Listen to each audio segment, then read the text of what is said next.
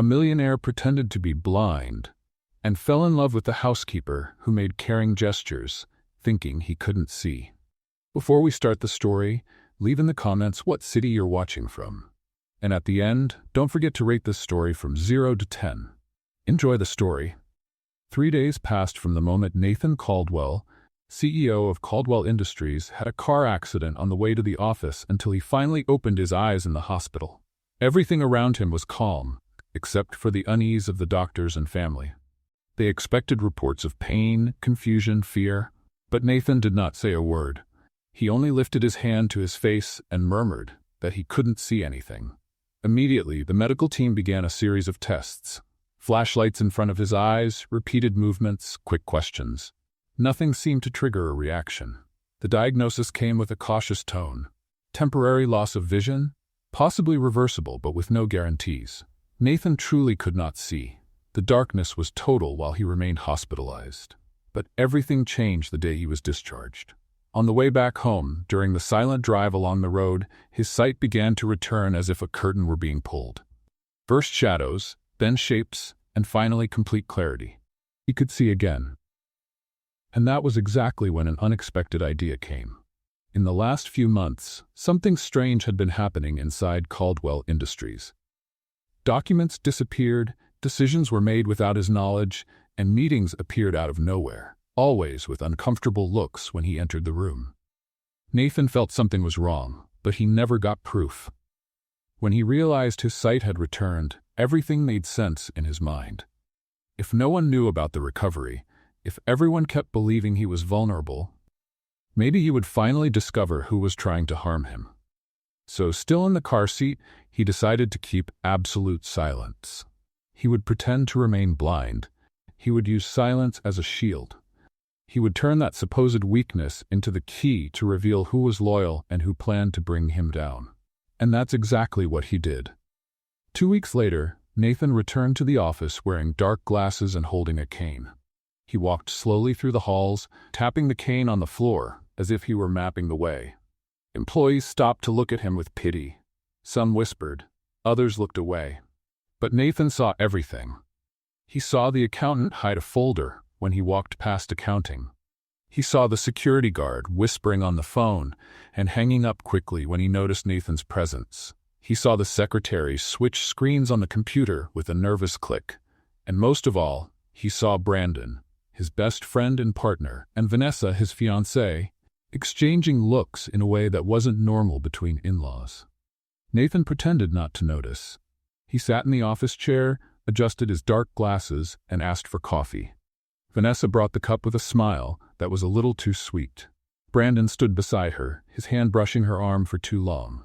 Nathan drank the coffee in silence and thought he might have made the right choice. The Caldwell mansion felt far too empty after Nathan's wife died. His 6-year-old daughter Sophie spent most of her time with the nanny in her room. Nathan barely showed up there, always working late. The house was big, quiet, and cold. That's why the housekeeper suggested hiring someone to help with cleaning and organization. Someone who would live there and take care of everything while Nathan recovered from the accident. After all, a blind man needed help, right? Emma Garcia appeared at the mansion door on a Monday morning. 25 years old, a single mother of a 4-year-old boy named Lucas, desperately needing a job and a place to live. The housekeeper interviewed her, approved her on the spot, and explained the situation. The boss had gone blind after an accident. They needed someone discreet, efficient, and who wouldn't ask questions. Emma accepted without hesitation.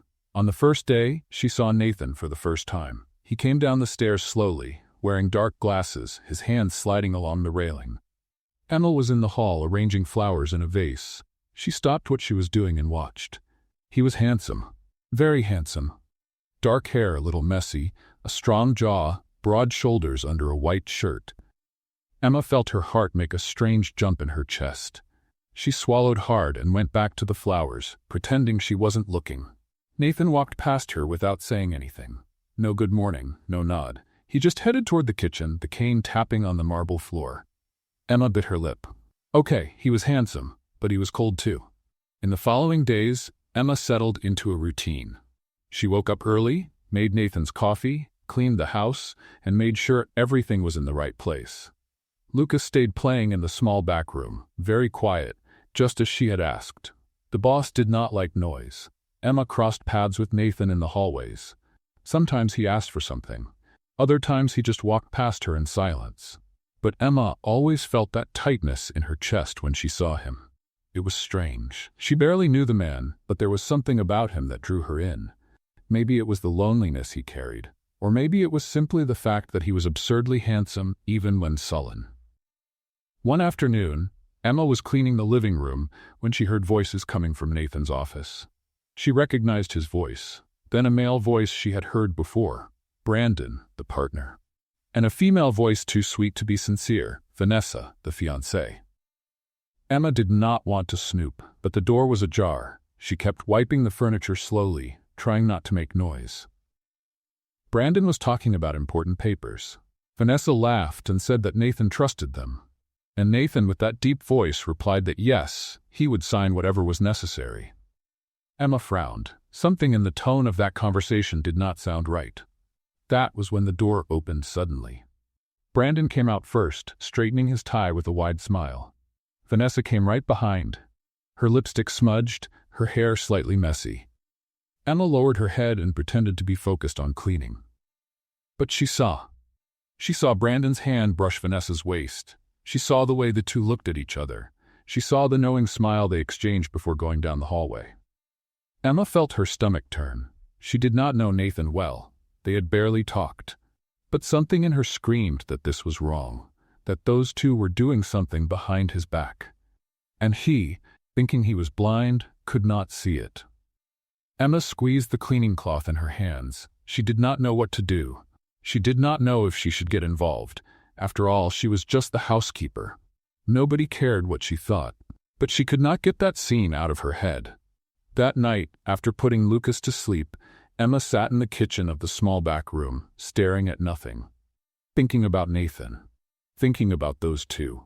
Thinking about the way Vanessa had come out of the office. She needed to find out what was happening. The next morning, Emma woke up with Lucas jumping on her bed. The boy was hungry and wanted pancakes. Emma looked at the clock and jumped up. She was late. She ran to the mansion's main kitchen, with Lucas clinging to her leg like a koala. She needed to make Nathan's breakfast before he came downstairs. The boss liked strong coffee, toast, and fruit. Nothing very complicated, but it had to be ready at 7 o'clock sharp. Emma turned on the coffee maker and started slicing strawberries at an impressive speed. Lucas sat on the floor playing with a toy car, making engine sounds with his mouth. Emma looked at him and whispered, "Son, remember our deal?" Silence when the boss shows up. Lucas nodded but kept making car crash noises. Emma rolled her eyes and went back to cutting the fruit. That was when she heard footsteps coming down the stairs. Nathan was coming. She picked Lucas up, ran to the small back room, and closed the door. She returned to the kitchen in 3 seconds, fixed her hair, and pretended everything was under control. Nathan walked into the kitchen wearing dark glasses and carrying a cane. Emma held her breath. Every time she saw him, she felt that strange tightness in her chest. It was ridiculous. She barely knew the man. "Good morning, Mr. Caldwell. The coffee is ready." Nathan only nodded and sat at the table. Emma served the coffee, set the toast and fruit in front of him, and stood there, not knowing whether she should leave or wait. That was when the mansion's doorbell rang. Emma looked at Nathan, who did not move. Of course, he was waiting for her to answer. Emma ran to the door and opened it. On the other side were Brandon and Vanessa. They came in without asking permission, as if they owned the house. "Is Nathan in the kitchen?" Brandon asked, straightening his tie. "Yes, he is having breakfast." Brandon and Vanessa headed that way. Emma stood still in the hall, biting her lip. Something in her told her not to leave those two alone with Nathan. So she did the only thing she could think of. She followed them. She walked into the kitchen quietly and pretended to be cleaning the counter. Nathan was still seated, having his coffee. Brandon pulled out a chair and sat next to him. Vanessa stood, leaning on the counter, with a smile on her face. "Nathan, we need you to sign some papers today." Brandon took a folder from his bag and set it on the table. "It is about the share transfer we talked about yesterday." Emma stopped cleaning and looked at the scene. Nathan took the pen Brandon offered and held the papers, but he didn't sign. He stayed there with the pen in his hand, as if he were thinking. "You trust us, don't you?" Vanessa asked, her voice too sweet. "Of course I trust you," Nathan answered. Emma felt her stomach turn again. Something was wrong there. Very wrong. She looked at the papers on the table, at the pen in Nathan's hand, at Brandon and Vanessa's smile. And that was when she realized they were taking advantage of the fact that Nathan couldn't see to make him sign something he shouldn't. Emma's heart started to beat fast. She needed to do something. But what? Scream? Grab the papers from the table? That would get her fired on the spot. That was when she had a crazy idea. Emma picked up the hot coffee pot on the counter, took 2 steps toward the table, and without thinking much, poured the coffee over the papers. Everything happened fast. The dark liquid spread across the table, soaking the documents. Brandon jumped up, shouting. Vanessa let out a curse. Nathan stood still, mouth open. "I'm sorry! I'm sorry!" "I tripped," Emma shouted, pretending despair. "My God, what a horrible thing!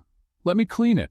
She grabbed a cloth and started wiping over the papers, spreading the coffee even more and destroying any chance of saving those documents. "Are you stupid or what?" Vanessa shouted, her eyes red with anger.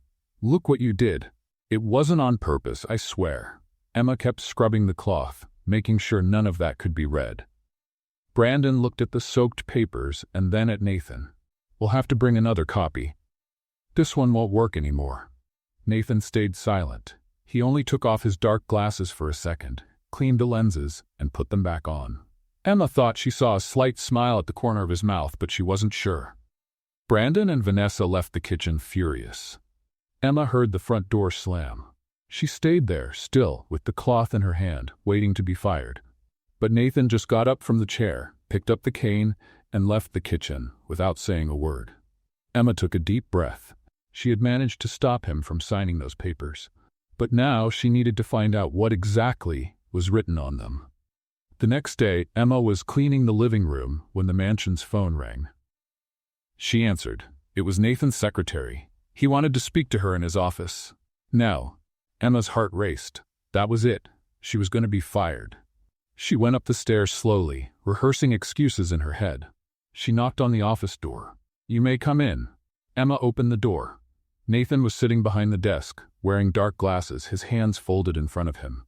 Emma swallowed hard. "You spilled coffee on my documents yesterday." "It wasn't on purpose, sir." "I tripped." Nathan was silent for a few seconds. Then he spoke. "I want to offer you a new job." Emma blinked. "What?" "I need someone to live here in the mansion full-time. Someone to take care of the house, prepare meals, help with my daughter. Do you accept?" Emma couldn't believe what she was hearing. He wasn't going to fire her. He was offering a better job. "Yes, of course I accept." "Great, but there's one condition." Nathan tilted his head. "I heard you have a son." "I do. He is 4 years old." "Then here's the rule. The boy can live here, but I don't want to see or hear him around the house. No noise, no mess. He needs to be invisible while I'm around. Can you guarantee that?" Emma felt a stab in her chest. It was a hard condition, but she had no choice. "Yes, sir, I can." "Great. You can move in tomorrow." Emma left the office still in disbelief. She had gotten a better job and a real home for her and Lucas, but the condition Nathan had set hurt. To make her son invisible, as if he didn't exist? That night, Emma knelt in front of Lucas and explained the situation. "Son, we are going to live here for real now, but the boss doesn't like noise, so you will have to be very quiet when he is around, like a silent ninja. Can you do that?" Lucas made a serious face and nodded. "I can, Mom. I will be the quietest ninja in the world." Emma hugged her son and felt her eyes sting.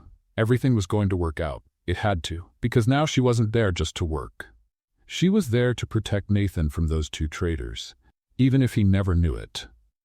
The next morning, Emma woke up to Lucas already dressed and ready for the day. The boy had put a black scarf around his neck and was walking on tiptoe through the house. "What are you doing, son?" "Training to be a ninja, Mom," Lucas whispered, striking a fighting pose.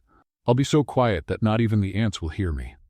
Emma held back a laugh. "Great, champ, but take off that scarf before you melt from the heat." The move to the mansion's quarters was quick. Emma and Lucas had few belongings. 2 suitcases of clothes, a few toys, and a framed photo of Emma's grandmother. She put everything away in the room Nathan had set aside for them. It was 3 times bigger than the apartment where they used to live. Lucas ran back and forth, testing the echo of his voice. "Son, remember the rule." Lucas covered his mouth with his hands and nodded.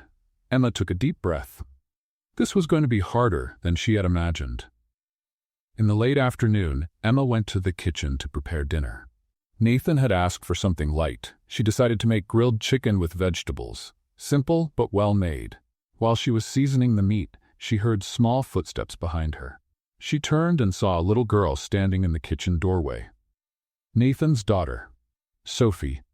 6 years old, blonde hair and 2 braids, a pink dress full of ruffles. The girl looked at Emma with curiosity. "Hi," Emma smiled. "You must be Sophie." The girl nodded. "Are you the new lady who's going to live here?" "I am. My name is Emma." Sophie came into the kitchen and sat on a tall stool. "Do you know how to make cookies?" Emma blinked. "Yes, I do." "Then can you teach me?" "The nanny never wants to make cookies with me. She says it makes too much of a mess." Emma looked at the girl. There was sadness in those big eyes. A sadness that did not fit a 6-year-old child. "Of course I can teach you. How about tomorrow afternoon?" Sophie's face lit up. "Really? Do you promise?" "I promise." Sophie jumped off the stool and ran out of the kitchen. Emma stayed there thinking. That girl lived in that huge mansion and barely had anyone to play with. The nanny didn't give her attention. And Nathan, from what Emma had seen, hardly spoke to his daughter. It was far too sad. The next day, Emma kept her promise. She called Sophie to the kitchen and the 2 of them started making chocolate cookies. The girl was radiant. She mixed the ingredients with such enthusiasm that flour flew everywhere. That was when Lucas appeared in the kitchen doorway. He had heard the laughter and couldn't resist. Emma signaled for him to be quiet, but Sophie had already seen him. "Who is that boy?" Emma swallowed. "This is Lucas, my son." "You have a son?" Sophie ran to Lucas. "Hi, do you want to make cookies with us?" Lucas looked at Emma, who nodded. The 2 of them started to play while Emma finished baking the cookies. Sophie laughed so much that Emma was afraid Nathan would hear. But he was in the office, locked in meetings all day. When the cookies were ready, Emma put some on a plate and decided to take them to Nathan. She went up the stairs, knocked on the office door, and went in. Nathan was sitting behind the desk, wearing dark glasses, leafing through papers. "I brought cookies, sir. I just made them." Nathan raised his head. "Thank you." Emma set the plate on the desk and was about to leave when he spoke. "Did you make these cookies by yourself?" "No, sir. I made them with Sophie. She helped me." Nathan fell silent. Emma waited, not sure if she should keep talking. "My daughter rarely goes into the kitchen. Today she did, and she had a lot of fun." Nathan picked up a cookie and took a bite. Emma saw a strange expression pass over his face, as if he were remembering something far away. "They're good." "Thank you, sir." Emma left the office and went down the stairs. She couldn't explain it, but she felt she had just touched a wound Nathan hid very well. His relationship with his daughter was far too cold, far too distant, as if he were afraid to get close. In the following days, Emma set a routine in the mansion. She woke up early, prepared Nathan's coffee, took care of the house, played with Sophie, and kept Lucas hidden whenever the boss appeared.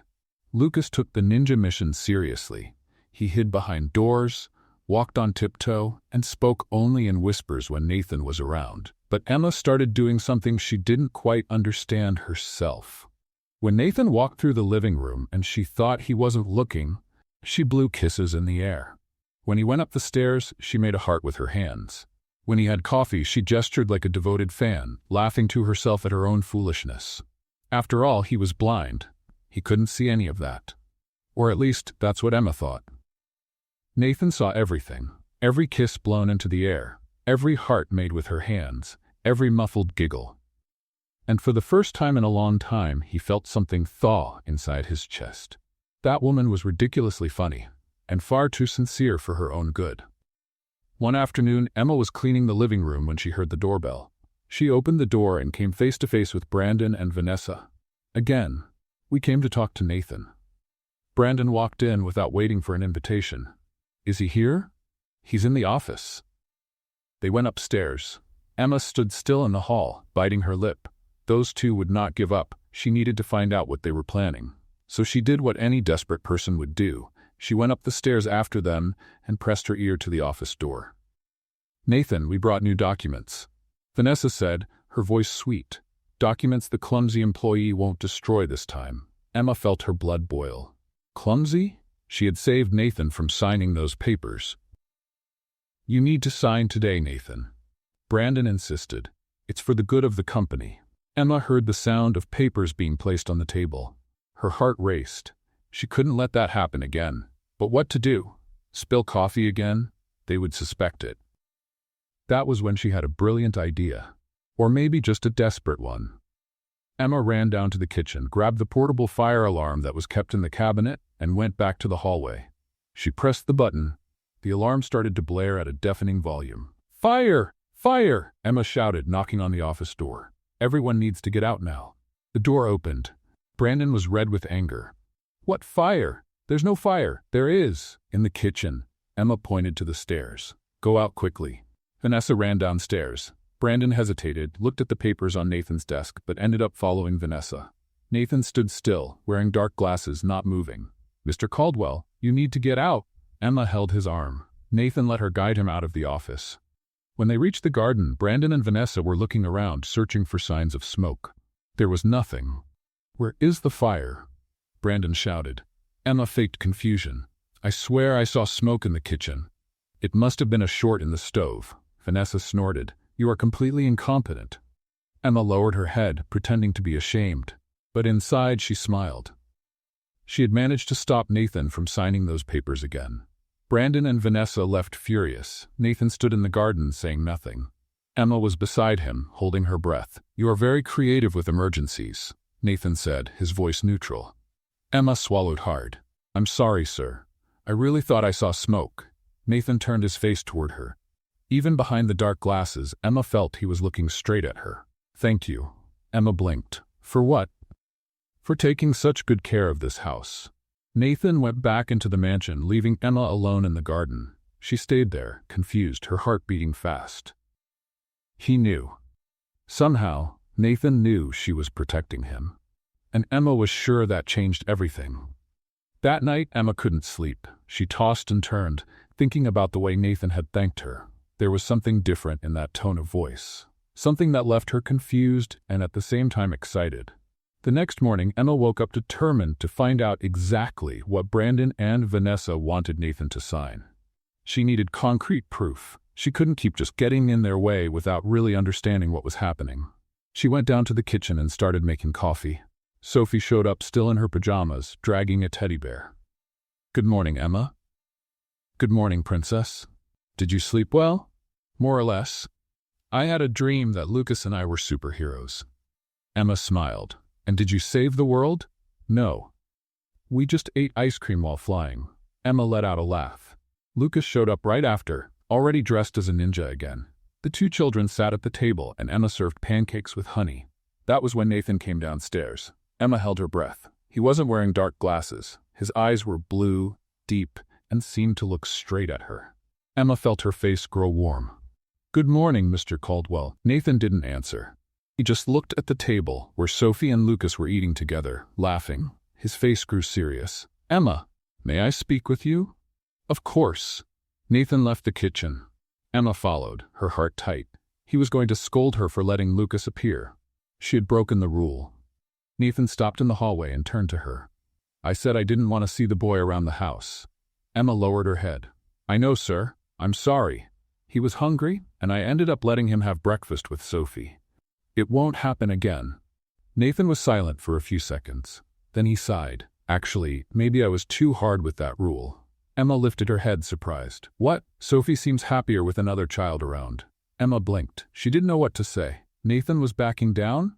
That was unexpected. "So Lucas can stay with Sophie?" "He can, but only when I'm not working." Nathan straightened his tie. "And you're still responsible for making sure they don't make a mess." "You can count on me, sir. I'll keep an eye on both of them." Nathan waved and went back to the office. Emma stood still in the hallway, still processing what had happened. He had just allowed Lucas to play with Sophie. That was a miracle. Or maybe Nathan was starting to change. In the afternoon, Emma decided she needed to investigate. She waited for Nathan to leave for a meeting at the company and went to his office. The door was unlocked. She went in, her heart beating fast. The desk was organized, papers stacked, pens aligned, laptop closed. Emma looked around, searching for anything that could give clues about what Brandon and Vanessa wanted. She opened a drawer. Nothing but old documents. She opened another. More papers. That was when she saw a folder marked with a yellow post-it. Stock transfer. Urgent. Emma picked up the folder and opened it. Inside there was a contract. She began to read, but the legal language was too complicated. Words like assignment of rights and transfer of corporate control jumped off the page. Emma frowned. That seemed serious. She took her phone out of her pocket and photographed the pages. Then she put everything back in place and left the office in silence. She needed to show that to someone who understood business. But who? That night, Emma was in the kitchen preparing dinner when the doorbell rang. She wiped her hands on the apron and went to answer it. On the other side was a woman of about 50, gray hair and a bun, gentle smile. "Hi, dear. I'm Helen, the cook at the Morrison mansion. The neighbor's here. I came to bring a welcome cake." Emma smiled. "How kind. Thank you. Would you like to come in?" Helen came in and they went to the kitchen. Emma served coffee and cut the cake. Helen started talking about the neighborhood, about how she had worked for the Morrisons for 15 years, about how she had known Nathan since before his wife passed away. Emma stopped chewing.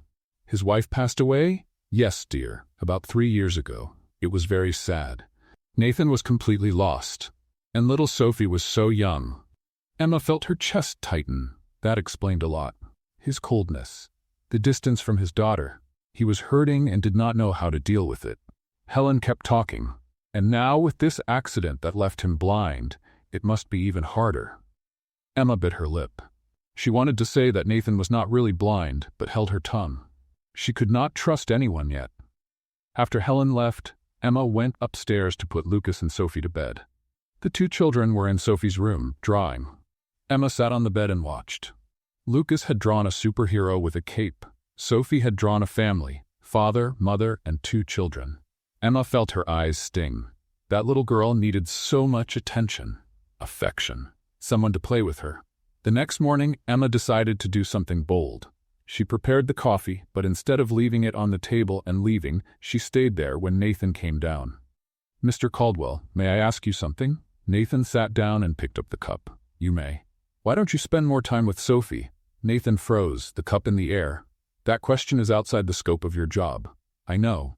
Emma crossed her arms. "But Sophie is an amazing girl and she misses her father. You don't know what you're talking about." "I do." Emma took a step forward. "I know you lost your wife. I know it must be hard. But it is not Sophie's fault. She just wants her father to pay attention to her." Nathan stood up abruptly. "Be careful with what you say." Emma did not step back. "Or what? Are you going to fire me? Then fire me. But before I leave, I'm going to say something. That little girl needs you. And you need her too, you just don't want to admit it." Nathan was silent. Emma waited, her heart out of rhythm. She had crossed the line. She knew it. But she could not stay quiet seeing that situation. "Leave the kitchen," Nathan said, his voice low. Emma obeyed. She went up to the room, sat on the bed, and waited to be called to hear that she was fired. But the call did not come. Hours later, Emma was in the garden with Lucas and Sophie when she saw Nathan leaving the mansion. He walked to where the children were playing, stopped, and stood there, just watching. Sophie ran to him. "Daddy, do you want to play with us?" Nathan hesitated. Emma held her breath. "Come on, think about your daughter," she murmured softly. "Not now, Sophie. I have work." The girl lowered her head. "Okay." Nathan went back inside. Emma felt like shouting at him, but she held back. Changes did not happen overnight. She needed to be patient. That afternoon, Emma was cleaning the living room when she heard noise upstairs. She ran up and found Lucas and Sophie in Nathan's room, looking at the photos on the shelf. "Children, what are you doing here? We just wanted to see Daddy's photos." Sophie was holding a frame. "Is this his mom?" Emma picked up the photo. It was a younger Nathan next to a beautiful woman, smiling. The 2 looked happy. Emma felt a tightness in her chest. "Let's get out of here before your father sees." Too late. Nathan was standing at the door, sunglasses on his face. Emma froze. "Mr. Caldwell, I am sorry. They came in here without me seeing." Nathan walked into the room, took the photo from Sophie's hands, and looked at it. Even with the glasses, Emma was sure he was seeing. "This was your mother. She was beautiful," Sophie whispered. "She was." Nathan put the photo back on the shelf, "and she loved you very much." Sophie hugged her father. Emma took Lucas by the hand and left the room in silence, leaving father and daughter alone. Later, Emma was in the kitchen when Nathan appeared. "Thank you." Emma turned around. "For what?" "For not giving up." Nathan tilted his head. "You are too persistent for your own good." Emma smiled. "It is part of the package." Nathan almost smiled back. "Almost." The next morning, Emma woke up with Lucas jumping on her bed singing a song about ninjas. She looked at the clock and jumped up. She was late again. "Son, you need to wake me up earlier, not when I am already late." "But I tried, Mom." "You were snoring very loud." Emma stopped in the middle of the room. "I do not snore." "You do. You sound like a bear with a sore throat." Emma rolled her eyes and ran to the kitchen. Nathan was already sitting at the table, waiting for coffee. She felt her face heat up. "Good morning, sir." "Sorry I am late." "No problem." Emma made the coffee quickly and put toast in front of him. Nathan took one and started eating. Emma stood there, not knowing whether she should leave or stay. "You watch me every morning." Nathan spoke without lifting his head. Emma choked. "I do not watch you." "You do. I hear your breathing." Emma felt her face burn. "I am sorry. It is just that I want to make sure everything is right." "Everything is right." Emma left the kitchen almost running. That man had bad hearing, or else he was lying about not seeing. Emma stopped in the hallway. No, it could not be. He had hit the cane on everything, had stumbled a few times. He really was blind. Or he was a very good actor. In the afternoon, Emma got a call. It was from a lawyer she had reached through Helen. Emma had sent the photos of the documents for him to analyze. The man asked to talk in person. Emma arranged to meet him at a cafe near the mansion. She left Lucas and Sophie with the nanny and went out. When she arrived, the lawyer was already waiting. He was a man of about 60, thick glasses, leather briefcase on the table. "Miss Garcia, thank you for coming."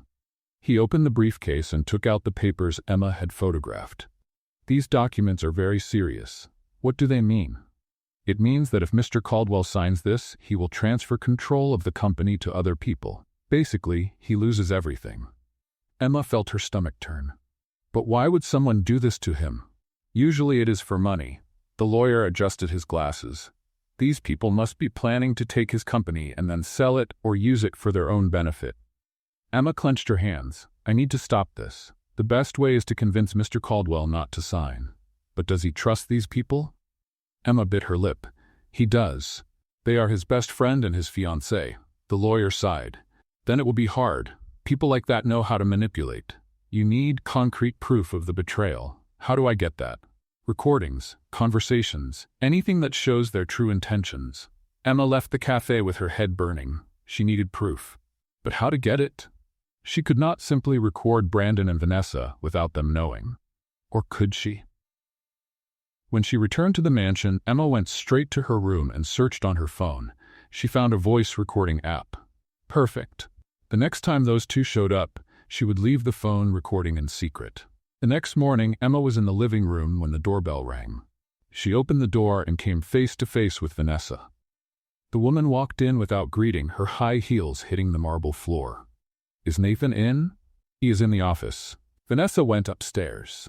Emma waited a few seconds and followed. She put the phone in recording mode, left it in a plant pot near the office door, and went back to the hallway, pretending to clean. Inside the office, Vanessa closed the door. Nathan was sitting behind the desk. She came closer, placed her hands on his shoulders, and began to massage. "You are so tense, love. I have been working a lot. You need to trust me and Brandon more." Vanessa leaned in and whispered near his ear, "We only want what is best for you." Nathan stayed silent. Vanessa kept massaging his shoulders, her voice too sweet. "Those documents we brought are important. You need to sign them soon. I will analyze them calmly. But you can't even read well right now." Vanessa gave a little kiss on his neck. "Let us handle this. Do you trust me?" Nathan took a deep breath. "I do." Vanessa smiled. "Great, then sign tomorrow." She left the office. Emma had gone back to the living room and pretended to be fixing pillows. Vanessa passed by without looking and left. As soon as the door closed, Emma ran to the vase and took out her phone. She had recorded everything. She listened to the conversation twice. Vanessa was clearly manipulating Nathan. But was that enough proof? Emma wasn't sure. She needed more. That afternoon, Emma was in the garden with Lucas and Sophie when Nathan appeared. He walked over to where they were and stopped. Emma held her breath. "May I sit?"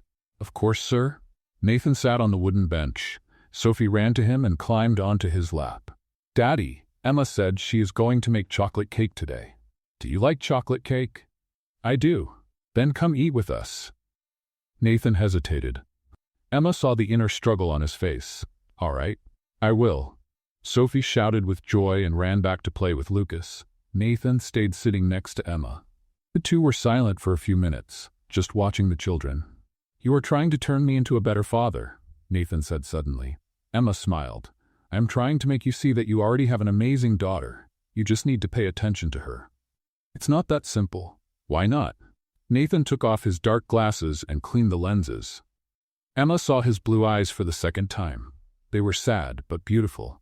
"Because every time I look at her, I see her mother, and it hurts too much." Emma felt her chest tighten. "I understand, but Sophie is not to blame for that, and she needs her father." "I know." Nathan put his glasses back on. "I'm trying."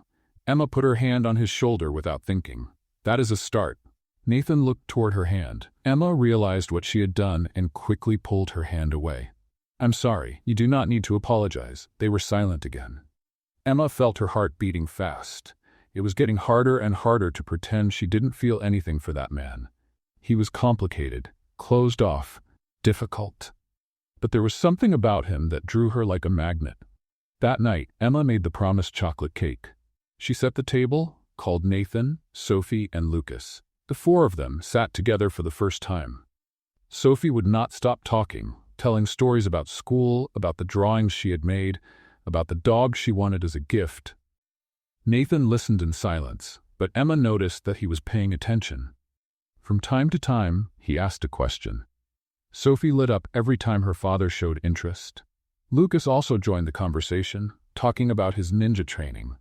Nathan almost smiled when the boy showed a fighter's pose. After dinner, Emma took the children to sleep. When she came back, Nathan was still in the living room, sitting on the sofa. She was going to go up to her room when he called her. "Emma," she stopped. "Yes, sir?" "Thank you for dinner. It had been a long time since I sat at the table with my daughter." Emma smiled. "It was a pleasure. And thank you for taking such good care of her." "I like Sophie. She is special." Nathan nodded. Emma was going to go upstairs again when he spoke again. "And you, as well." Emma froze. "What? I like having you here. You brought life to this house." Emma felt her face grow warm. "I'm glad to help." Nathan stood up and walked toward the stairs. Emma stayed standing in the living room, her heart racing. Had that been a compliment? A thank you? Or something more? She didn't know. But one thing was certain, it was getting harder and harder to keep her distance. And by the way Nathan had spoken, he was feeling it too. Emma went up to her room, lay down on the bed and stared at the ceiling. She needed to control herself. Nathan was the boss. She was the employee. She couldn't mix things up. But the heart doesn't understand logic, and hers was beating stronger and stronger for that complicated, reserved, and strikingly handsome man who pretended to be blind. The next morning, Emma woke up to a strange noise coming from the garden. She got up still in her pajamas and looked out the window. It was Nathan. He was running after Lucas and Sophie, the children shouting with joy as they ran from him. Emma rubbed her eyes. Was she dreaming? Nathan Caldwell, the most serious man she knew, was playing tag with the children? She ran downstairs and went out to the garden. Nathan had Sophie in his arms and pretended he was going to throw her in the pool. The girl was laughing so much she could barely breathe. Lucas was jumping around, shouting for the boss to catch him too. "Good morning," Emma said, still processing the scene. Nathan turned his face toward her. "Good morning." His voice sounded different, lighter, almost cheerful. "I didn't know you woke up so early. I decided to enjoy the day." Nathan put Sophie down. "Children have a lot of energy." Emma smiled. "I have been saying that for weeks." Sophie ran to Emma. "Look, Daddy is playing with us. It's the best morning of my life." Emma felt her eyes sting. "That's wonderful, Princess." The children went back to running through the garden. Nathan stood beside Emma. The two of them watched Lucas and Sophie playing. The silence was comfortable, almost intimate. "You were right," Nathan said suddenly. "I was losing precious time with my daughter. There is still time to make it up. I hope so." Emma looked at him. Nathan was wearing dark glasses, but there was something different in his face, a softness that had not been there before. She felt her heart give that strange leap again. That afternoon, Emma was in the kitchen preparing lunch when she heard the doorbell. She wiped her hands and went to answer it. Brandon was at the door, alone this time. "Is Nathan here?" "He's in the office." Brandon walked in and went straight upstairs.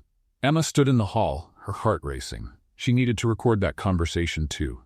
She ran to the bedroom, grabbed her phone, came back, and left the device hidden in the same flower pot.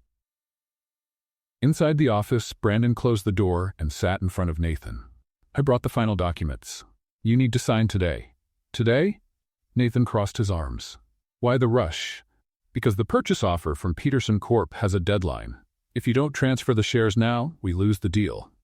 Nathan was silent. Brandon went on. "Trust me, partner. This is the best for the company. I need to read the documents carefully." "You can't read," Brandon said, his voice impatient. "That's why I'm here, to help you." Nathan took a deep breath. "I'll think about it." "There is no time to think." Brandon slapped his hand on the table. "You need to sign now. I am not going to sign anything under pressure." Brandon stood up, furious. "You are being stubborn." Vanessa was right. "You have changed since that cleaning lady got here." Emma stopped breathing. Was he talking about her? "She is putting ideas in your head." Brandon pointed a finger at Nathan. "Making you distrust the people who really care about you." "Emma has nothing to do with my decisions." "Yes, she does." Brandon walked around the desk. "You need to choose. Do you trust us or her?" Nathan stood up too. "I will not be threatened in my own office. Leave." Brandon left, slamming the door. Emma ran to get the phone. She had recorded everything. That was gold. Brandon had talked about Peterson Corp, about selling the company, about pressuring Nathan. It was the proof she needed. When Nathan came down for lunch, Emma served the food in silence. He ate without saying anything.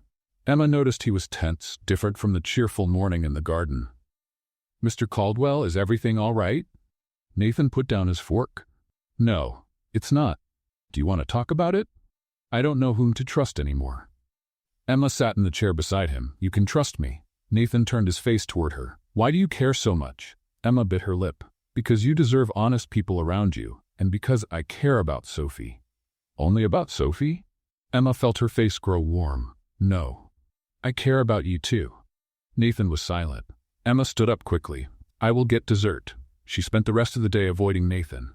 She felt she had said too much, revealed too much. He was the boss. She was the employee. She needed to keep her distance. But at night, when she was putting Lucas to bed, there was a knock at the bedroom door. Emma opened it. Nathan was there, without a cane, without dark glasses. Emma choked. "Mr. Caldwell, I need to talk to you." Emma stepped into the hallway and closed the door. "Did something happen?" Nathan took a step closer. "I heard you in the kitchen the other day." Emma's eyes widened. "Heard what?" "You talking with someone about the documents. About protecting me." Emma felt the ground disappear under her feet. "I can explain." "There's no need." Nathan took another step. "I know you are trying to help me, and I know you found something out about Brandon and Vanessa." "How do you know?" "Because I also suspect them." Nathan tilted his head. "And because I saw you putting the phone in the flower pot to record the conversations." Emma stopped breathing. "You saw? But you are blind?" Nathan smiled. "No, Emma, I'm not." Emma felt her legs shake. "What? I have pretended to be blind since the accident. To find out who was betraying me." Nathan took the dark glasses from his pocket and showed them. "These glasses are transparent. I see everything." Emma leaned against the wall. "So you saw me, blowing kisses into the air, making hearts with your hands?" "Yes, I saw everything." Emma covered her face with her hands. "I want to die." Nathan laughed. "It was the most sincere thing anyone has ever done for me." Emma lowered her hands. "You're not angry?" "Angry?" Nathan came even closer. "I'm impressed. You spilled coffee on important documents, invented a fire, recorded conversations, all to protect me. I didn't want you to lose the company, and I don't want to lose you." Emma felt her heart stop. "How?" Nathan held her face with both hands. "You brought life to this house. You brought joy to my daughter, and you brought something I thought I had lost forever." "What?" "The will to live." Emma felt her eyes burn. Mr. Caldwell. Nathan. Call me Nathan, Nathan, Emma whispered. I don't know what to say. Then don't say anything. Nathan tilted his head and Emma closed her eyes, waiting for the kiss. But it didn't come. She opened her eyes. Nathan had taken a step back. I'm sorry. I shouldn't have done that. Why not? Because you work for me, and I don't want you to feel pressured. Emma took a step forward. I don't feel pressured. Are you sure? Absolutely. Nathan smiled. That beautiful smile Emma had seen so few times. Then can we try again? Emma nodded. Nathan held her face again, and this time, the kiss happened. It was gentle, careful, full of unspoken promises. When they pulled apart, Emma was out of breath. Wow. Nathan laughed. Wow is a good way to put it. Emma rested her forehead against his. And now? Now we're going to expose Brandon and Vanessa. Nathan held her hand. Together. Together. Emma repeated. And for the first time since she had arrived at that mansion, Emma felt she was exactly where she should be. The next morning, Emma woke up thinking she had dreamed it all. The kiss, the reveal, the fact that Nathan wasn't blind. But when she went down to the kitchen, he was there, without dark glasses, smiling. Good morning, Nathan said, his blue eyes fixed on her. Emma felt her face grow warm. Good morning. She was still processing this new Nathan, the one who smiled, the one who could see, the one who had kissed her. Are you going to stand there or make coffee? Emma blinked. Oh yes, coffee, of course. She turned on the coffee maker with trembling hands. Nathan came up behind her and whispered in her ear. Relax, I'm still me. Emma turned around. But you're not blind. I'm not. And you can stop calling me sir. Nathan smiled. Especially after what happened yesterday. Emma covered her face. Don't remind me of that. Why? It was good. It was great. Emma admitted. But now I don't know how to act. Act normal. Nathan held her hand. Only now I can do this. He kissed her forehead. Emma felt her heart melt. Okay. Normal. I can do that. Of course you can. Now give me that coffee before I die of thirst. Emma laughed and poured the cup. The two sat at the table. Nathan picked up her phone. Can you show me the recordings? Emma opened the app and handed over the phone. Nathan listened to everything. The conversation with Vanessa, the conversation with Brandon. When he finished, he was serious. This is enough to expose them. But I want more. More what? I want them to fully incriminate themselves. Nathan handed back the phone. I'll set a meeting today. I'll say I'm ready to sign the documents. But you're not actually going to sign, right? Of course not. Nathan smiled. But they don't know that. I'll let them feel confident. Let them reveal everything, and you will record it. Emma nodded. I'm in. Sophie and Lucas ran into the kitchen. Both stopped when they saw Nathan without dark glasses. Daddy, you took off your glasses. Sophie shouted. I did. Nathan opened his arms. Come here. Sophie jumped into his lap. Does that mean you can see again? It does. Nathan kissed her head. And the first thing I want to see clearly is you. Sophie hugged her father tightly. Emma felt her eyes burn. Lucas tugged on her sleeve. Mom, isn't the boss blind anymore? No, son, he got better. That's good. Lucas smiled. Now he can see my real ninja moves. Nathan laughed. You can show me after coffee. The children sat at the table. Emma served pancakes for everyone. While they ate, Nathan called Brandon and Vanessa. I set a meeting for today at 3 in the afternoon. Bring the documents. I'm ready to sign. Emma heard the excitement in Brandon's voice on the other end of the line. Perfect, partner. We'll be there. When Nathan hung up, Emma asked, will they believe it? They will. Nathan picked up the dark glasses and put them back on, because I'm going to keep pretending I'm blind, until the right moment. In the afternoon, Emma prepared everything. She put the phone in recording mode and hid it in 3 different places in the meeting room. One behind the plant pot, another under the table, the third inside a half-open drawer. Nathan had said to make sure nothing failed. At exactly 3, the doorbell rang. Emma opened the door. Brandon and Vanessa walked in with wide smiles. They looked like animals about to devour their prey. Nathan is waiting in the meeting room, Emma said, keeping her voice neutral. The two went in. Emma followed them and stayed near the door, pretending to arrange some books on the shelf. Nathan was sitting at the table, wearing dark glasses, the cane at his side. Partner? Brandon put the folder on the table. Today is a big day. It is. Nathan pretended to search for something in the air. Can you sit down? Vanessa sat next to Nathan and held his hand. I'm so proud of you, my love. You're doing the right thing. Emma clenched her fists. That woman was a snake. Brandon opened the folder and spread the documents on the table. Here is everything. You sign on the marked pages and that's it. The transfer of the shares will be immediate. And after that? Nathan asked. After that we sell the company to Peterson Corp., Brandon said, excited. They are offering a fortune. Vanessa nudged Brandon. He meant that we will restructure the company. No, Vanessa. Brandon laughed. You can tell the truth. He won't know anything anyway. We sell everything, take the money and disappear. Emma's eyes widened. They were confessing everything right there in front of Nathan, thinking he understood nothing. Nathan kept up the act. And how much will I receive? You? Brandon let out a laugh. Nothing, partner. You are transferring everything to me and Vanessa. Remember? But I thought you were my friends. Friends? Vanessa let go of Nathan's hand. Please. I only got engaged to you for the money. Do you really think I would marry a depressed and blind widower? Emma felt her blood boil. She wanted to run over there and pull that woman out of the chair. Nathan tilted his head. So you deceived me all this time? We did. Brandon patted him on the back. But relax. You will keep receiving an allowance. It's not much, but you can get by. Vanessa laughed. And I will finally be able to be with Brandon without having to pretend that I love you. The two kissed right there, in front of Nathan. Emma couldn't stand it anymore. She took a step forward, ready to yell at them both. But Nathan raised his hand, signaling for her to wait. So you're together? Nathan asked, his voice still calm. For 2 years, Brandon answered. Since before your accident. Actually, we planned the accident. Emma covered her mouth. They had planned it? Nathan clenched his fists under the table. What do you mean you planned it? It was simple. Brandon shrugged. I knew you were going to that meeting that day. I paid a guy to cut the brakes of your car. You were lucky to survive. Vanessa laughed. We thought you would die. Then we would inherit everything. But you survived and pretended you were blind, which ended up being better. Because now you're going to sign everything thinking you are doing the right thing. Nathan took off his dark glasses slowly. Do you know what's funny? What? Brandon asked. I was never blind. Vanessa froze. How? I pretended. Nathan stood up. To find out exactly what you were doing, and you just confessed everything.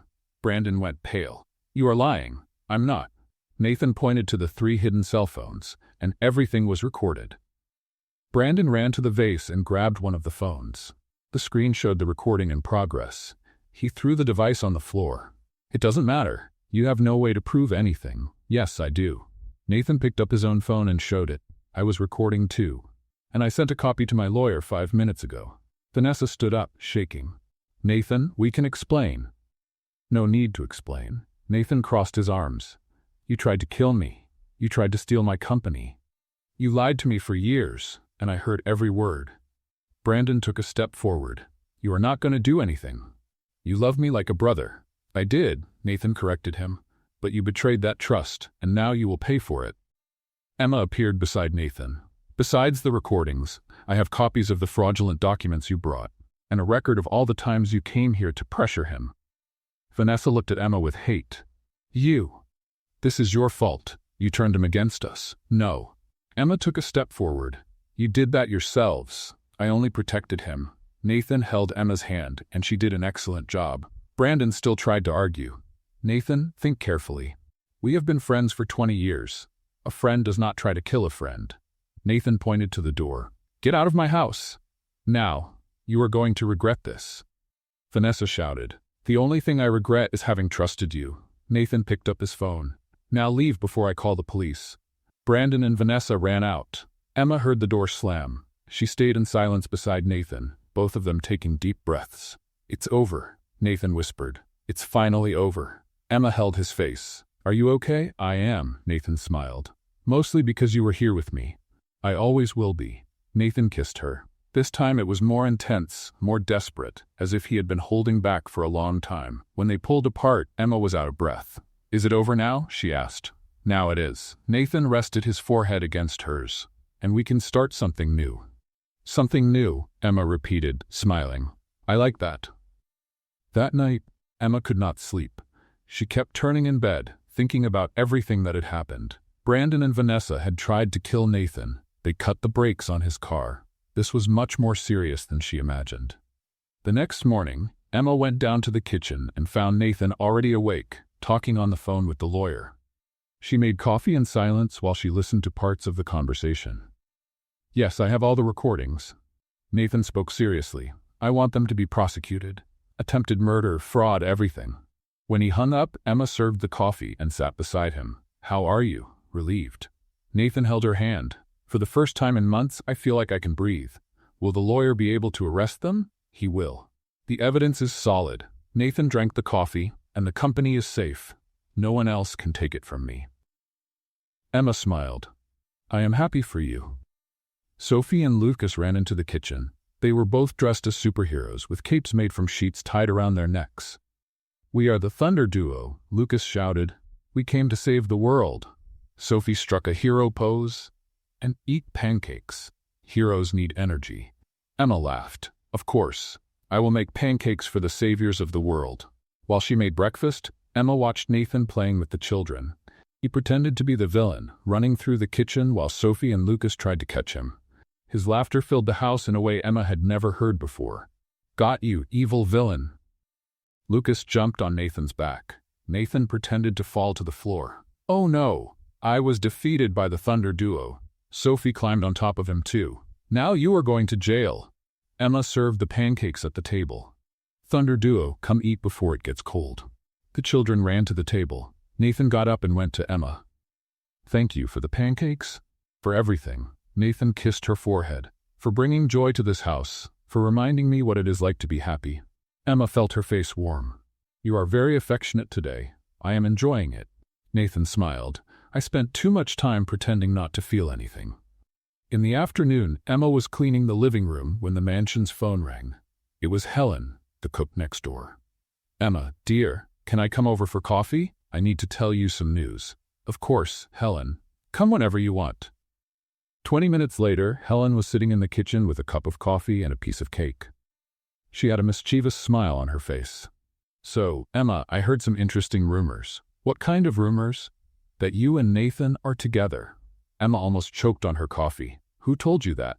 No one told me. Helen laughed. But I saw you two yesterday in the garden. That kiss was not between a housekeeper and a boss, dear. Emma covered her face. We are trying to keep it discreet. Discreet? Helen tapped the table. The most closed-off man in the neighborhood is smiling like a fool in love. Everyone will notice. Do you think it is very obvious? Obvious?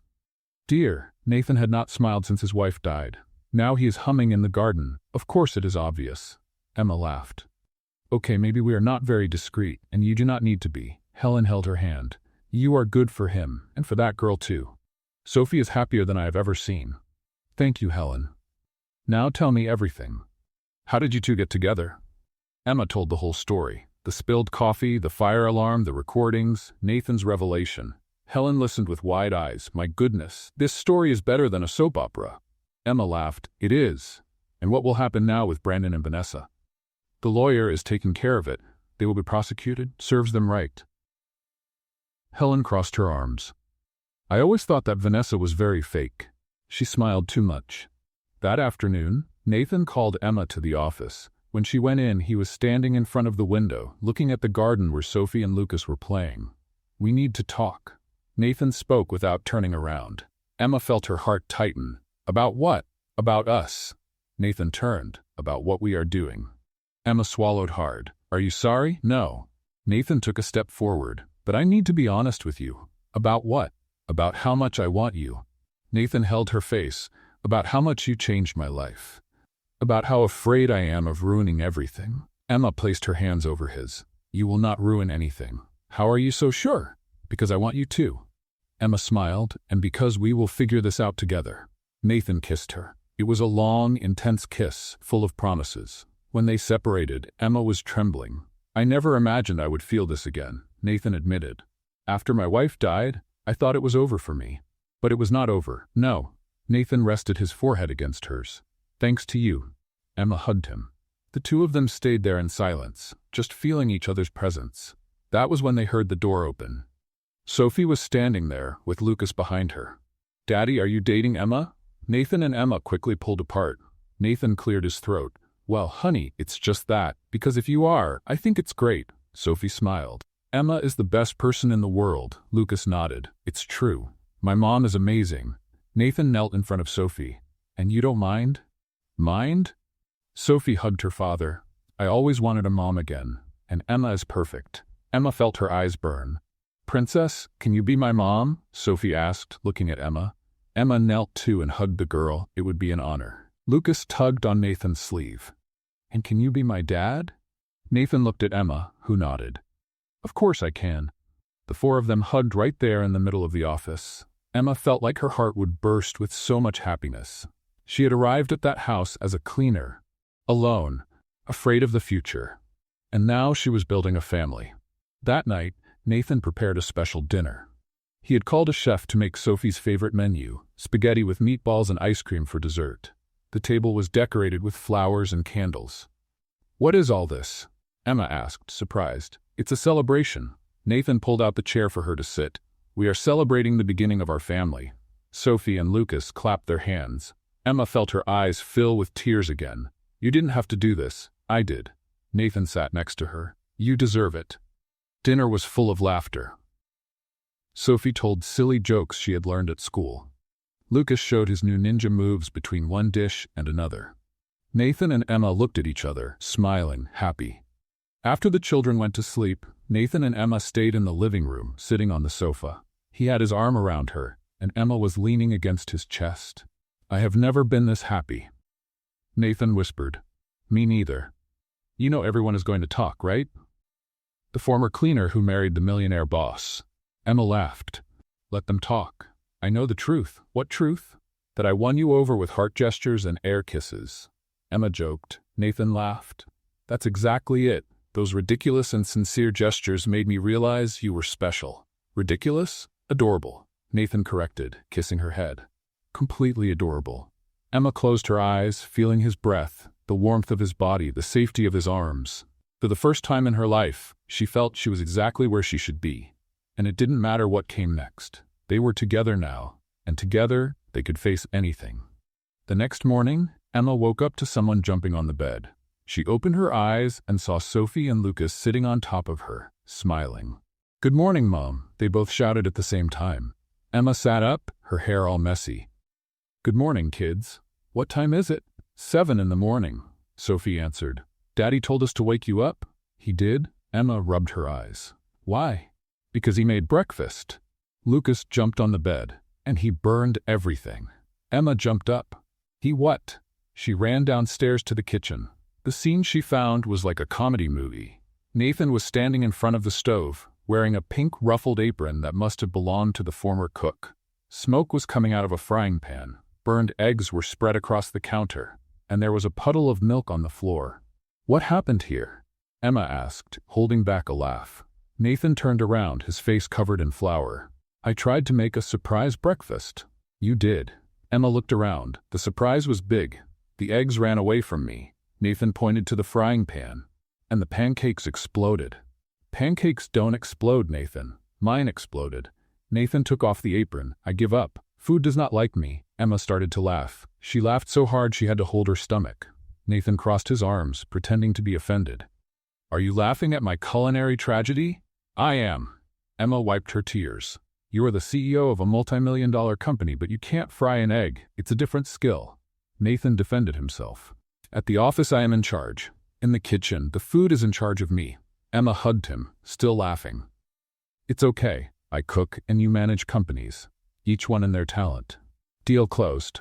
Sophie and Lucas came into the kitchen and started laughing too when they saw the mess.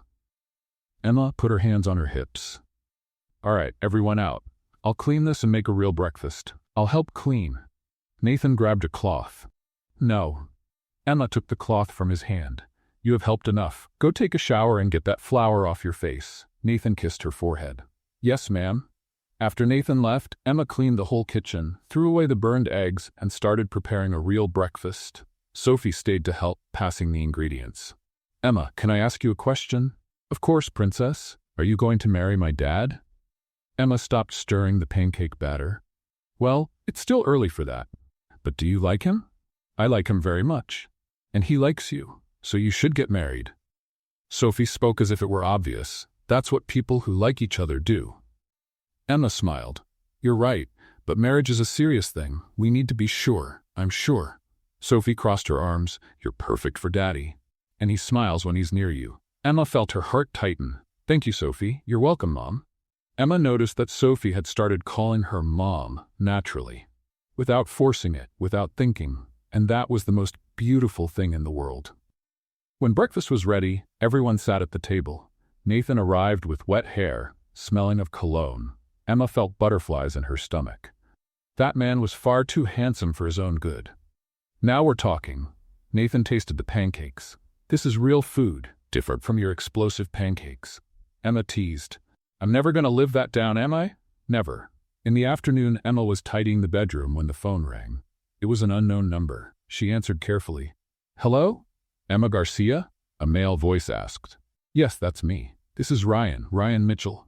Emma froze. Ryan, Lucas's father. The man who had disappeared 4 years ago and never gave any news. Ryan? How did you get my number? It doesn't matter. I need to talk to you. It's about Lucas. What about Lucas? I want to see him. I changed my life, Emma. I have a business, money, stability. I want to be a father now. Emma felt her blood run cold. Now, after 4 years gone, I know I made mistakes, Ryan said, but I want to fix them. Can I come by tomorrow? No. Emma answered quickly. You can't just show up out of nowhere and want to see Lucas. I'm his father. I have rights. Rights? Emma felt anger rise. You abandoned us when he was 6 months old. You never sent a single cent of support, and now you show up talking about rights? I've changed, Emma. Please, give me a chance. Emma took a deep breath. I'll think about it. I'm not promising anything. She hung up with trembling hands. Ryan wanted to see Lucas. After all this time, what was she going to do? She went downstairs and found Nathan in the office. He noticed right away that something was wrong. What happened? Emma told him everything. Nathan listened in silence, his expression growing more serious. He can't take Lucas from you, Nathan said when she finished. He abandoned you.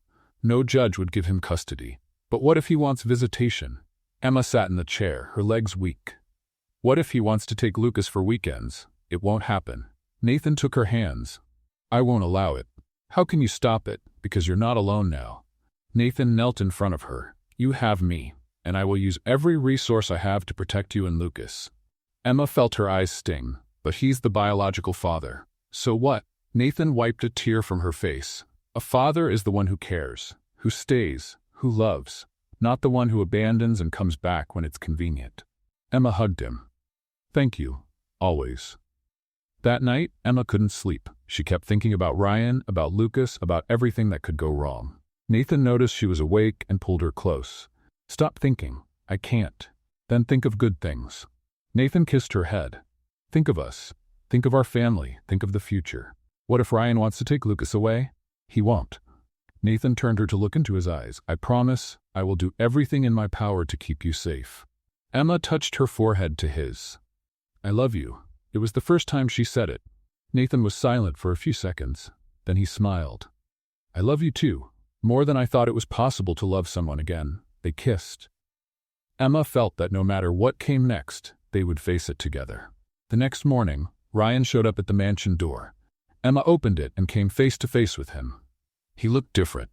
An expensive suit, a fresh haircut, the look of a successful man. Nothing like the Ryan she knew. Emma. He smiled. You look beautiful. What do you want? I already told you. I want to see Lucas. He doesn't want to see you. How do you know? Did you ask him? Emma crossed her arms. He doesn't even know you exist. He never asked about his father because he learned you weren't around. Ryan took a step forward. Then let me meet him. Let me explain that I've changed.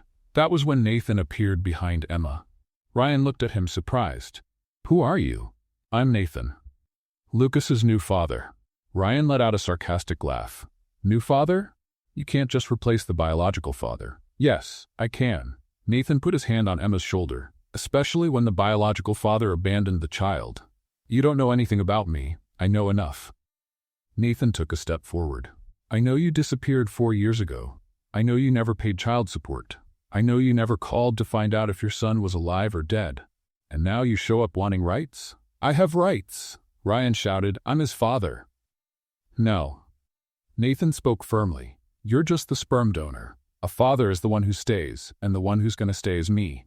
Ryan looked at Emma. Are you going to let him speak for you? He's saying exactly what I think. Emma held Nathan's hand. You're not taking my son from me. I'm not trying to take him. Ryan changed his tone. I just want to meet him, be part of his life. Too late, Emma replied. You had 4 years to do that. Now he has a family. And you're not part of it. You're going to regret this. Ryan threatened. I'll go to court. I'll fight for my rights. Do that. Nathan crossed his arms. My lawyers will love this case. Ryan left furious. Emma closed the door and leaned against it, trembling. Nathan hugged her. It's okay. He won't get anything. What if he does? He won't. Nathan held her face. I promise. Emma wanted to believe it. She needed to believe it, because the idea of losing Lucas was unbearable, and she would do everything to make sure that didn't happen. In the following days, Emma was tense. Every time the phone rang or the doorbell sounded, her heart raced. She thought it was Ryan coming back. Or worse, a court officer with custody papers. Nathan noticed and did everything he could to distract her. He took everyone to the park, to the movies for ice cream. But Emma couldn't fully relax. One afternoon she was in the kitchen, making cookies with Sophie, when Helen came by to visit. The neighbor walked in carrying an apple pie and sat at the table. Emma, dear, you look like you haven't slept in days. It's just that I'm worried about something. About Ryan? Emma almost dropped the bowl. How do you know? Helen laughed. Dear, in a rich neighborhood everyone knows everything. The Morrisons' gardener saw a man arguing with Nathan at your door. The news spread. Emma sighed. He wants to take Lucas. He won't. Helen grabbed a still warm cookie. A man who abandons a child has no moral standing to ask for anything. But what if the court sides with him? It won't. Helen banged on the table. First, because he abandoned you. Second, because you have Nathan on your side now. And third, because I'll testify for you if needed. Emma felt her eyes fill with tears. You would do that? Of course. Helen held her hand. You're an amazing mother. Anyone with eyes can see that. No judge is going to take a child from a devoted mother to give him to an absent father. Thank you, Helen. You're welcome, dear.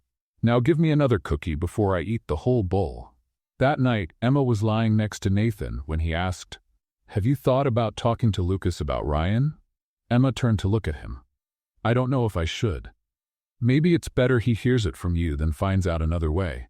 And what if he wants to meet his father? Then you let him. Nathan stroked her hair. But you make it clear that Ryan isn't going to take him away. That he keeps living here, with you, with us. Emma thought about it. Maybe Nathan was right. It was better for Lucas to know the truth. The next morning, Emma called Lucas to talk. The two sat in the garden, away from Sophie and Nathan. Son, I need to tell you something important. You're going to marry Nathan? Lucas asked, excited. Emma laughed. It's not about that. It's about your biological father. Lucas frowned. My biological father? Who is he? He's a man named Ryan. He was here a few days ago. The man who shouted at you and Nathan? You saw? I saw from the window. Lucas lowered his head. He looked angry. He was, but not because we did anything wrong. He wants to meet you. Lucas was silent. Then he asked, Is he my real father? Biologically, yes, but he didn't raise you. He wasn't there. Why not? Emma took a deep breath. Because he wasn't ready to be a father. He left when you were a baby, and now he wants to come back? He does, but that doesn't mean you're going to live with him. You're going to keep living here, with me, with Nathan and Sophie. Lucas looked at the mansion. Nathan is more my father than that, Ryan. Emma felt her heart tighten. Why? Because Nathan plays with me. He teaches me things. He makes me feel safe. Lucas looked at Emma. Ryan only makes me feel scared. Emma hugged her son. You don't have to be afraid. I won't let anything happen to you. Promise? I promise. Lucas hugged her back. I love you, Mom. I love you too, son. When they went back inside, Nathan was waiting. Emma told him what Lucas had said. Nathan smiled. That boy is smart. He is. Emma rested her head on his shoulder. And he's lucky to have you. We're lucky to have each other. 2 days later, Nathan's lawyer called. Ryan had filed a request for visitation in court. Emma felt her world collapse. What do we do now? She asked, trembling. We go to the hearing. Nathan held her hands, and we show the judge that Lucas is better here. And if it is not enough, it will be. Nathan kissed her forehead. Trust me. The hearing was set for a week later. Emma spent those days preparing documents, gathering photos, proving that she had always taken care of Lucas on her own. Nathan hired the best lawyer in the city. On the day of the hearing, Emma was so nervous she could barely speak. She entered the courtroom with Nathan at her side. Ryan was already there, seated with his lawyer. He looked at Emma and smiled, a smile that was too confident. The judge entered and everyone stood. She was a woman of about 50, gray hair, serious expression. She read the case and called Ryan first. "Mr. Mitchell, why are you asking for visitation now after 4 years?" "Because I changed my life, Your Honor," Ryan said, his voice firm. "I have a business, financial stability, my own apartment. I am ready to be a father." "And why were you not ready before?" "I was young, immature, but I matured, and now I want to be part of my son's life." Ryan's lawyer presented documents proving his financial situation. Emma felt her stomach turn. He really had money, a business, everything a father should have. It was Emma's turn to speak. She stood with shaking legs, and Nathan held her hand before she stepped forward. "You can do it," he whispered. Emma went to the front. The judge asked, "Miss Garcia, what do you have to say?" "I have to say that I have raised my son alone since he was born." Emma took a deep breath. "Ryan disappeared when Lucas was 6 months old. He never paid child support. He never called. He never wanted to know if my son was alive or not. And now he shows up with money, thinking that buys the right to be a father. I understand your position." The judge looked at Ryan. "But Mr. Mitchell has the legal right to meet his son." Emma felt tears rise. "But Lucas does not want to meet him. He is afraid." "What do you mean?" Emma told about the day Ryan showed up at the mansion, about how he shouted, about how Lucas saw everything from the window and got scared. The judge took notes. "Miss Garcia, I understand that you are protecting your son, but a biological father has rights. Even when he has been absent." Emma felt the ground disappear. Was she going to lose? Was the judge going to grant visitation to Ryan? That was when Nathan stood up. "Your Honor, may I speak?" "Who are you?" "I am Nathan Caldwell, Emma's boyfriend and Lucas's father in practice." The judge nodded. "You may speak." Nathan walked to the front with confidence. Emma noticed he had something saved, some advantage. "Your Honor, Mr. Mitchell is lying about his intentions." Nathan took an envelope from his briefcase. "I have here recordings of his conversations with third parties, where he admits that he only wants custody of Lucas to receive child support from me." Emma's eyes widened. How had Nathan gotten that? The judge took the envelope. "Are these legal recordings?" "Yes. They were made with the consent of one of the parties involved in the conversation." Nathan looked at Ryan. "Mr. Mitchell does not want to be a father. He wants money." Ryan stood up, read, "That is a lie." The judge listened to the recordings. Emma saw her expression change. It became serious, then indignant. "Mr. Mitchell," the judge said, her voice firm, "these recordings clearly show that your intentions are not noble. You said, word for word, that you will ask for support from the mother's new boyfriend as soon as you get visitation." Ryan turned pale. "I can explain." "No need." The judge struck the gavel. "Request for visitation denied. You have not shown genuine interest in the child's well-being. Case closed." Emma could not believe it. Had she won? Had she really won? Nathan returned to her side and held her hand. "It is over," he whispered. "How did you get those recordings?"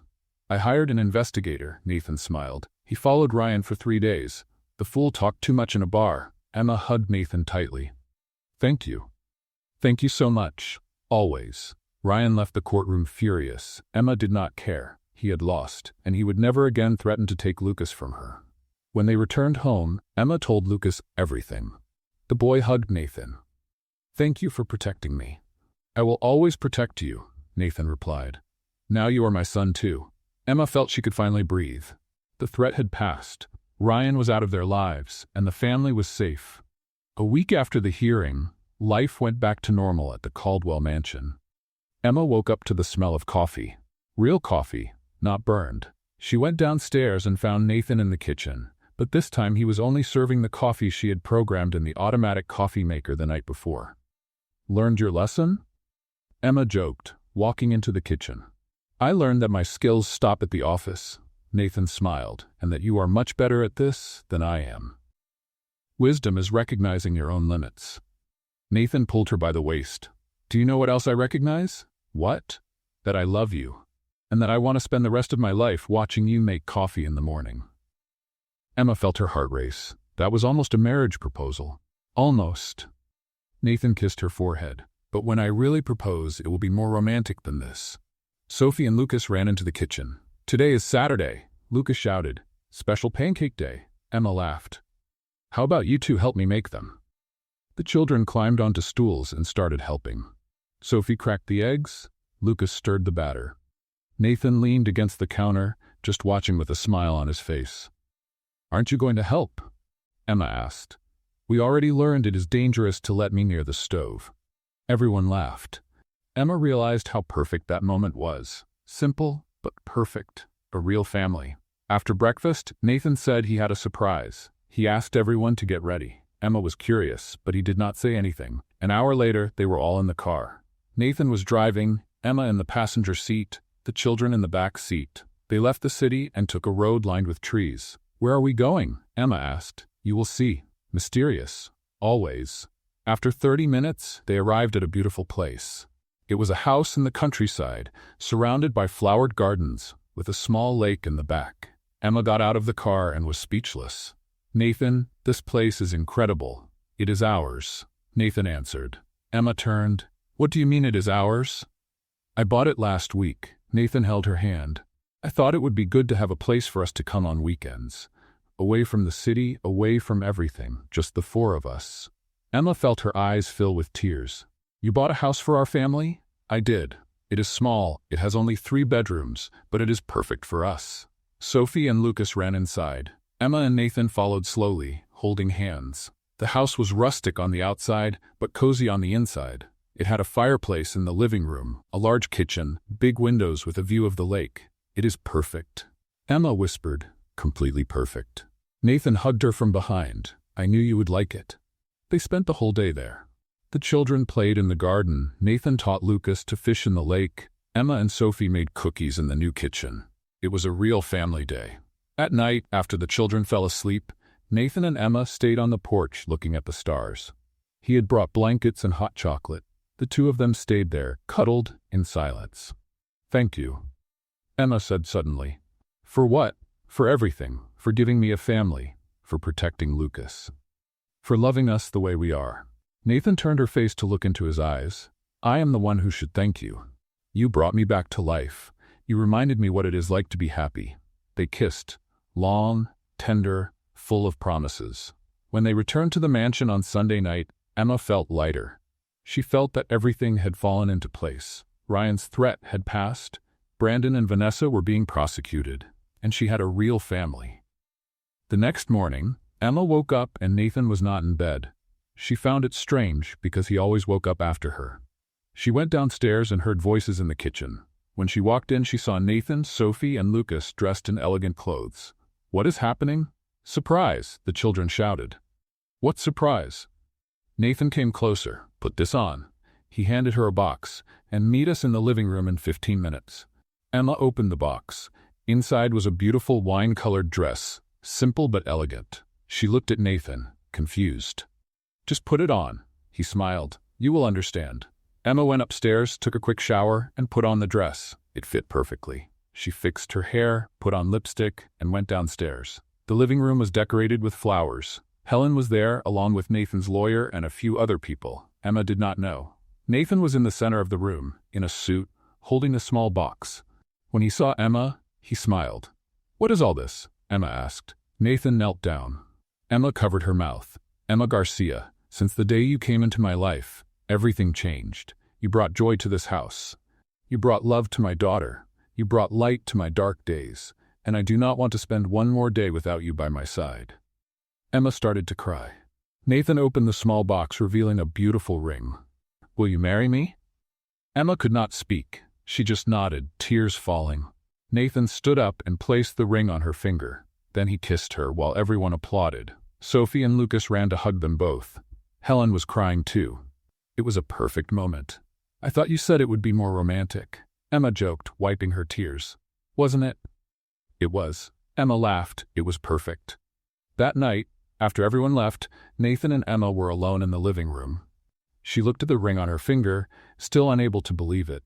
"When did you plan this?" "Since last week." Nathan smiled. "The country house, the proposal, everything. You are amazing. I am in love." "There is a difference."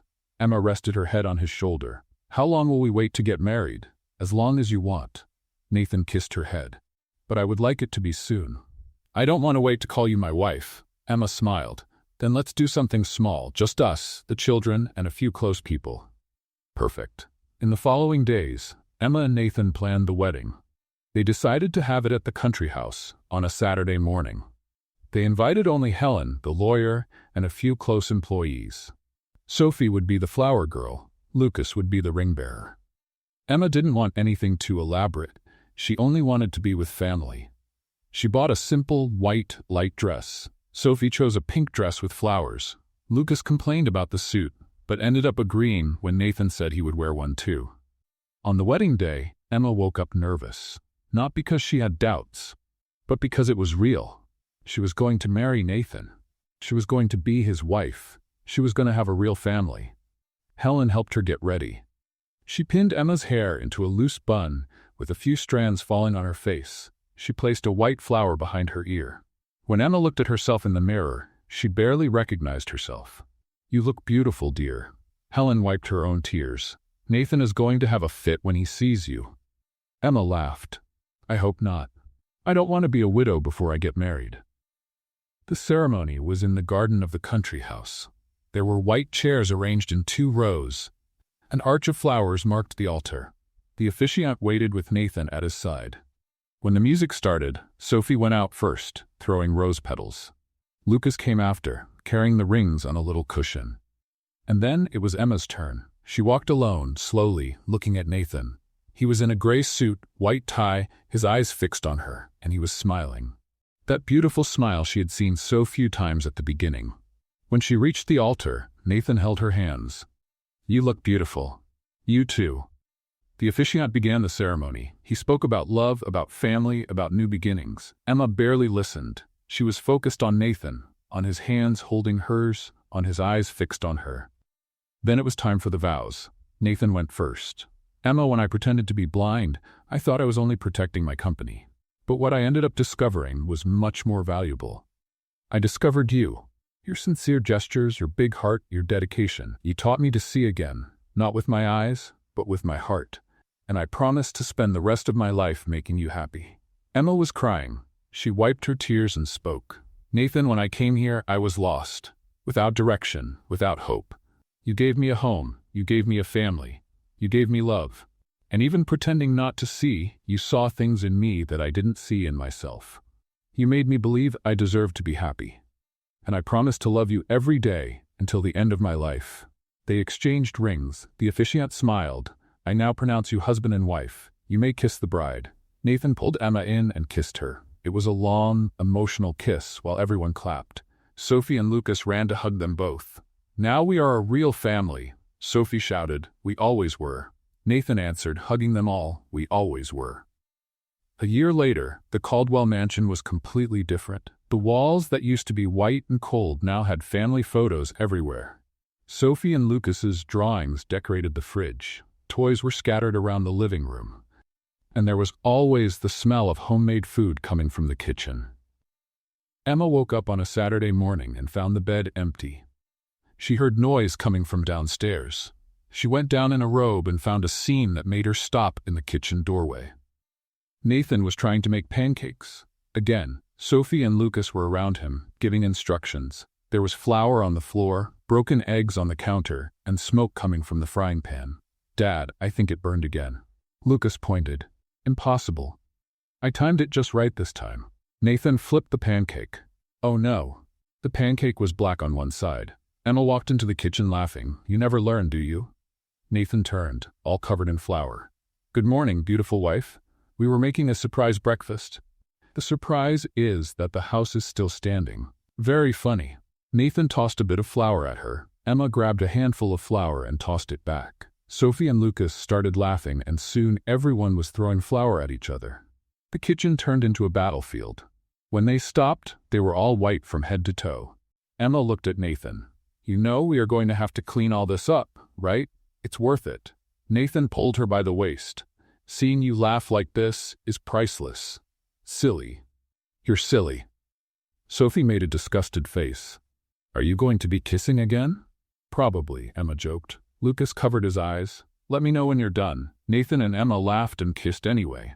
Because now they could, because they were a family, because they were happy. Later, after they cleaned up the mess and Emma made real pancakes, Nathan said they needed to go out. He had another surprise. "How many surprises do you have saved up?" Emma asked. "Endless, when it comes to you." They took the car and went downtown. Nathan stopped in front of the Caldwell Industries building. Emma looked at him, confused. "Why are we here?" "You'll see." They went inside. The employees greeted Nathan and looked at Emma with curiosity. They went up to the top floor, where his office was. When they opened the door, Emma saw something that left her speechless. There was a new sign on the wall: Caldwell and Garcia Enterprises. "What is this?" Emma asked, her voice trembling. "Our company." Nathan held her hands. "I made you a partner. 50% is yours." "Nathan, I can't accept this." "Yes, you can. You deserve it. You saved me from this company. You saved me from people who wanted to destroy me. It is fair that you own half." Emma hugged him, crying. "I don't know what to say." "Say you accept." "I accept. Of course I accept." "Great, because I already had business cards made with your name." Emma laughed through her tears. "You're impossible, and you love me for it." "I do." When they got back home, Helen was waiting at the door with a cake. "I came to celebrate. I heard you're a businesswoman now." "How do you always know everything?" Emma asked. "I have my contacts." Helen winked. "And I came to collect my wedding cake you never gave me. We got married a year ago." "Exactly. I've been waiting for a year." Everyone laughed. They went in and spent the afternoon eating cake, talking, being a family. Emma looked around and could hardly believe how her life had changed. A year ago, she was just a cleaning lady desperate for a job. Now she was a wife, a mother, and a businesswoman. At night, after the children fell asleep, Nathan and Emma stayed on the porch looking at the stars. His arm was around her. "What are you thinking about?" Nathan asked. "About how everything changed." Emma rested her head on his shoulder. "When I arrived here, I thought it was just another job. I never imagined I would find a family." "Me neither." Nathan kissed her head. "I thought I would spend the rest of my life pretending to be blind, literally and figuratively. Good thing I spilled coffee on those papers. Best coffee I ever had. Even on the floor." Emma laughed. "And to think I was making heart gestures, thinking you couldn't see me. I saw every one." Nathan turned her face to look into her eyes, and each of those gestures made me want to know you more. Made me want to be worthy of that love. You were always worthy. It took time for me to believe that. Nathan touched his forehead to hers. "But you taught me." They were quiet for a few minutes. Then Emma asked, "Do you know what I find funniest about all this?" "What?" "You pretended to be blind to find out who was betraying you. But you ended up finding out who truly loved you." Nathan smiled. "True. And it was the best discovery of my life." Weeks later, Emma was at the company when she got a call. It was Helen, very excited. "Turn on the TV now. Channel 5. Why? Just turn it on." Emma turned on the office TV. It was a news report about Brandon and Vanessa. They had both been convicted of fraud and attempted extortion. Brandon got 3 years, Vanessa 2. Nathan walked into the office. "Did you see the news?" "I did." Emma turned off the TV. "It's finally over. Finally." Nathan sat in the chair next to her. "Now we can focus on what matters, which is our family, our company, our life." Emma held his hand. "Our perfect life." "It's not perfect," Nathan corrected, "but it's ours. And that's better than perfect." That night, everyone had dinner together at the mansion. Sophie talked about her dance performance at school. Lucas showed the new ninja moves he had invented. Nathan and Emma listened to everything, smiling. After dinner, Sophie asked Nathan to read her a story. He picked up a book and the four of them went to the girls' room. Nathan started reading, using different voices for each character. The children laughed. Emma watched, her heart overflowing with love. When the children fell asleep, Emma and Nathan went back to their room. She was getting ready for bed when she saw Nathan standing at the window looking out at the garden. "What is it?" "I'm just thinking." Nathan turned around. "About how I almost lost all this because of my stubbornness. Because I didn't want to see what was right in front of me. But you did see it in the end. Thanks to you." Nathan came closer. "You didn't give up on me, even when I was cold, distant, difficult. You stayed there, caring, loving, protecting, because it was worth it." Emma held his face. "You were always worth it." Nathan kissed her. Long, intense, full of gratitude and love. When they pulled apart, Emma smiled. Do you know what's funny? Tell me. You pretended to be blind, but ended up teaching me to see what really matters in life. Which is love, family, simplicity. Emma rested her head on his chest, the things that have no price. Nathan hugged her. And I learned that sometimes you need to close your eyes to the surface to be able to see what truly matters in the heart. They stayed there, holding each other in silence. Outside, life went on. But inside that mansion, inside that embrace, time had stopped. Because everything they needed was right there. What did you think of Emma and Nathan's story? Leave your opinion in the comments. Rate this story from 0 to 10. What score do you give it? Subscribe to the channel and turn on the bell to follow all our stories, and take a moment to watch more moving stories by clicking here on the end screen.